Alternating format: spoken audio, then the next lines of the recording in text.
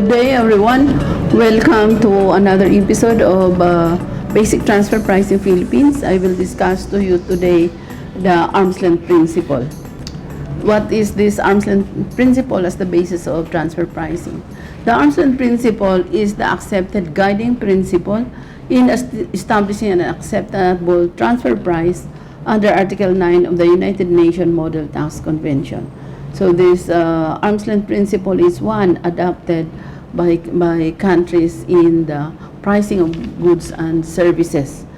Transactions within a group are compared to transactions between unrelated entities under comparable circumstances to determine acceptable transfer price. As determined, the acceptable transfer price is that between independent enterprises. The marketplace comprising independent entities is the measure or benchmark for verifying the transfer prices for intra-entity or intra-group transactions and their acceptability for taxation purposes. That's why, as a benchmark, the point of comparison would be comparing the related party transactions with that of the independent party transactions, and the benchmark or yung tama sa pagko-compare is the independent entities or the prices of the independent entities. Okay, so what is the rationale or the reason behind of this arm's length principle? The market governs most of the transactions in the economy. So it is appropriate to treat intra-group transactions as equivalent to those between independent entities.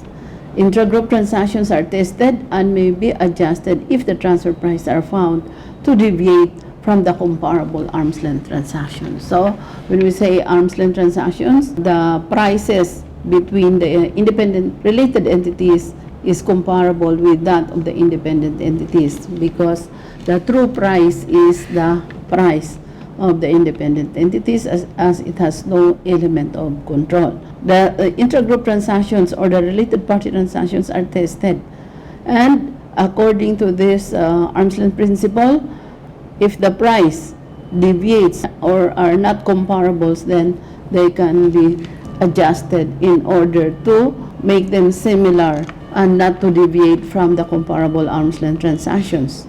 The arm's length principle is argued to be acceptable to everyone concerned as it uses the marketplace as the norm.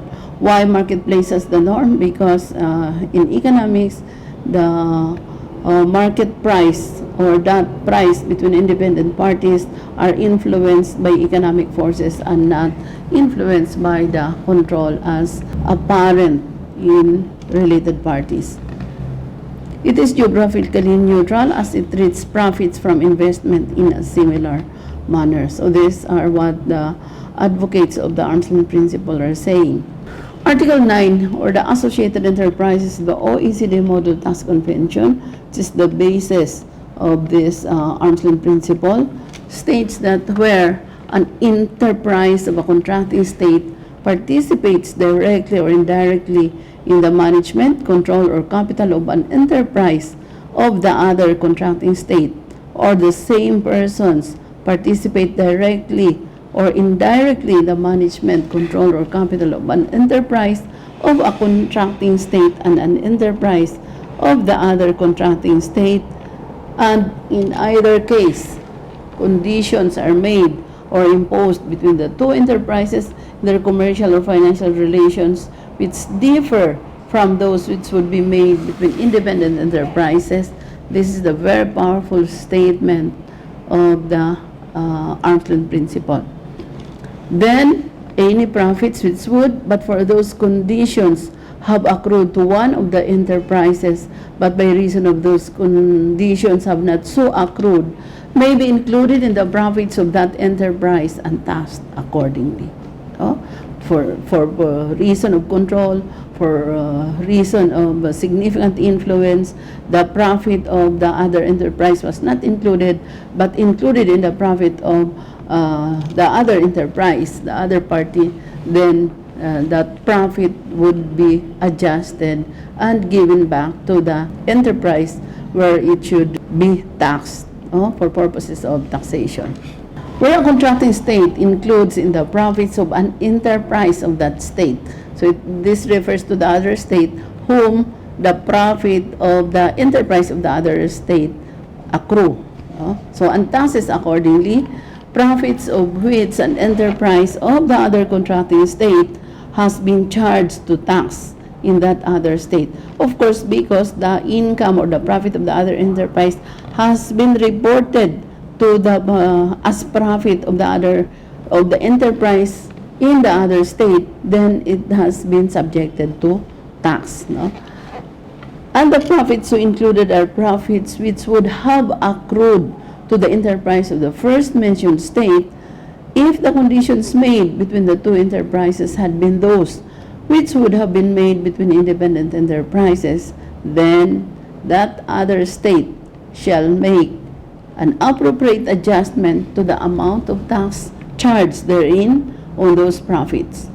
So in determining such adjustment, due regard shall be had to the other provisions of these conditions. This is particularly Article 25 of the Model OECD Tax Convention on Income and Capital, and the competent authorities of the contracting state shall, if necessary, consult each other. No?